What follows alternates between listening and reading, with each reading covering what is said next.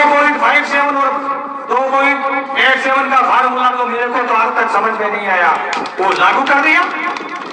आखिर ये 2.57 फैक्टर कहां से आया और इसने हमारी बाट लगा दी। अभी तक एक पे कमीशन आयोग बैठता था, उसमें तय ये होता था कि किसकी कितनी परसेंट पेंशन बढ़े या पेमेंट बढ़े। अभी तक इस तरीके का पे कमीशन था और 6th पे कमीशन तक हमें यह पता चलता था हमारी इतनी परसेंट बढ़ेगी, इतनी परसेंट पेंशन बढ़ेगी, पे बढ़ेगी, हम अपना हिसाब किताब लगा के पता चल जाता था। लेकिन इस गवर्नमेंट ने ऐसा फार्मूला घुमा फिरा के 2.57 का कर दिया, कोई पता नहीं लग रहा भाई कितनी बड़ी है, किसकी कितनी बड़ी है, किसको 2.81 है, किसको 2.96 है। और ये बात कह रहे हैं वहां पर नेताजी कह रहे हैं और एक ब्रिगेडियर हैं और ब्रिगेडियर भगवान साहब कह रहे हैं। उन्होंने बोला है अब चाहे जवान हो, चाहे किसान हो, चाहे पहलवान हो, मजदूर है, सब सड़कों पे आ गए, जबकि सेना का काम सड़कों पे आना बिल्कुल भी नहीं है। एक रेस्पेक्ट थी वो भी छीन ली, हमें मजबूर कर दिया। और ये आप भाषण सुन सकते हो, झुंझुनू में एक बार फिर ये मुद्दा उठाए और उन्होंने अपना भाषण जो ब्रिगेडियर भगवान सिंह साहब ने कहा है कि यदा यदा ही धर्मस्य ग्लानिर्भरते भारत अभ्युत्थानाम धर्मस्य तदात्मानं सृजाम्यहम्।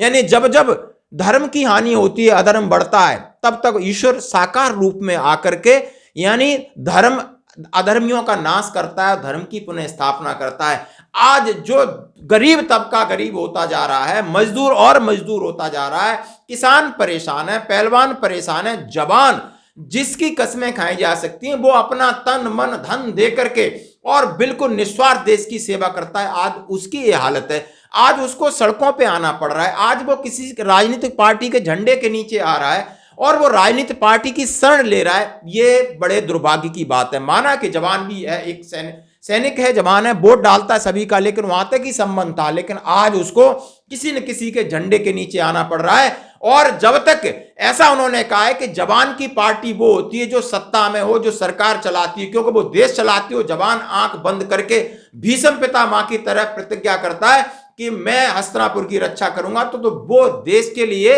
रक्षा करने के लिए कृत संकल्प है। और उस बंदे के साथ, उस जवानों के साथ आज खिलवाड़ हो रहा है, इससे बुरी बात नहीं हो सकती। आप ये पूरा भाषण देख सकते हो और जहां पर शायद कांग्रेस पार्टी के नुमाइंदे बैठे हैं, वहां पूरे भूतपूर्व सैनिक हैं, वहां कुछ ब्रिगेडियर साहब हैं, वहां कुछ मेजर साहब हैं, कर्नल साहब हैं और जेसीयू साहब हैं, जो सब अपनी अपनी बात कह रहे हैं कि इस सरकार ने 2.57 फैक्टर लगा करके हमारी बाट लगा दी। हमें न पता चलता है कि कितनी बड़ी किसकी कितनी बड़ी, और हमको आपस में भी बांट दिया। और बिल्कुल जवान बहुत दिनों से जंतर मंतर पर बैठे हों या और कहीं से अपनी रैलियां कर रहे हैं, ज्ञापन दे रहे हैं, परेशान हैं, भूखे हैं, प्यासे हैं, बैठे हैं, उन्हें किसी की चिंता नहीं है बिल्कुल भी।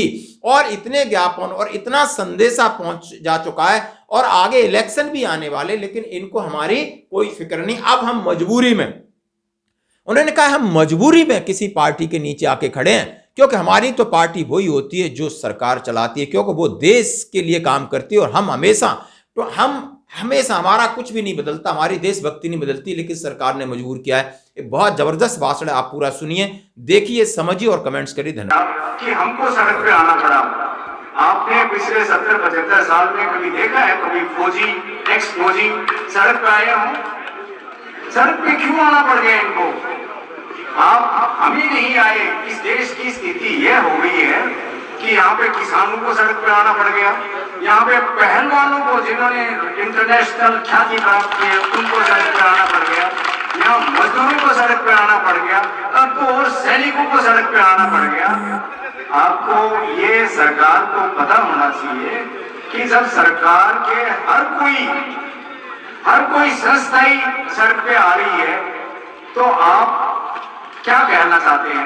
फौज को जिस तरीके से डिवैल्यूएशन किया है, इनकी स्तर को गिराया है, इन्होंने सभी संस्थाओं का स्तर गिरा दिया है, आप और हमारा नहीं गिराया है, सभी का गिरा दिया है ना। जब आप सारी चीजें गर्त में चली जाती हैं तो वो संस्कृत का श्लोक मुझे आता नहीं है, लेकिन उसका भाव ये है कि जब धर्म अधर्म का इतना बोलबाला हो जाए और धर्म का बिल्कुल नाश होने लगे तो फिर कोई ना कोई पैदा होता है, कोई लीडर पैदा होगा, कोई पार्टी पैदा होगी और इसको दूर करेगी। तो हम आज उनके सिपाही हैं जो ये लीडर कोई भी होंगे, रीटा जी होंगे, सुंदरा जी होंगे, चौधरी साहब होंगे, जो भी होंगे, हम उनके सिपाही हैं, हम इनके साथ लड़ेंगे और ये लोग आगे जाके अपना झंडा उठाएं, झंडा बुलंद करें।